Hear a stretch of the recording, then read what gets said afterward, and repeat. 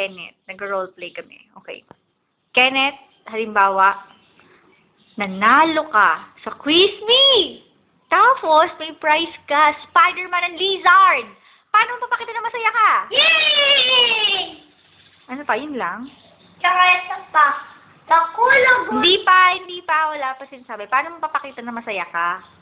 Yay! Yun lang, ano ba yung walang energy? Para ka namang... Yes! Yun lang yun. O, halimbawa ito. Halimbawa, yung toy mo na Spider-Man and Lizard, kinuha at sinira ng classmate mo. Paano mo papakita na galit ka? Naku, lagot ko kay teacher. Teacher, si JJ po. Kiniba yung labuhan ko na leader ng kalaban. Naku, JJ pili lang ni mama yung kalaban na leader na yan. Hindi ka talaga bababa. Nyek, yun lang yun. Hindi, kunwari galit ka. Bakit naman nag-monologue ka na kay teacher ko ni Mama, galit ka. Paano papakita yung galit ka? Mama, galit ka. Paano mo papakita yung mukha mo na galit ka? Ano yung itsura ng mukha mo? Ganun ka magalit? Nakakatakot ka naman. Paano ba dapat magalit? Paano? Bakit may kasamang sound effects? Tapos, diyan ka.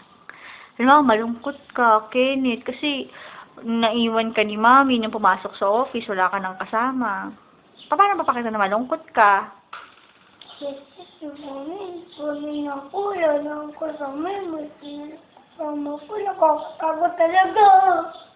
Sino? Sino yung kasama mo? Yung multo. Hoy!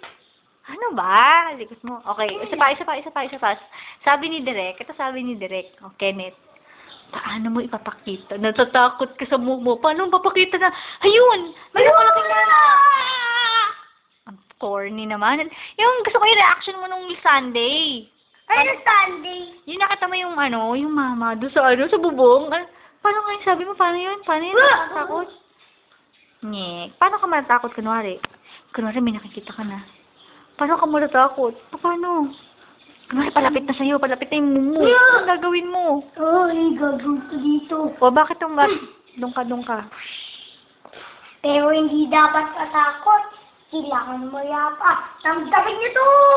Sino yun? Damdamin mo.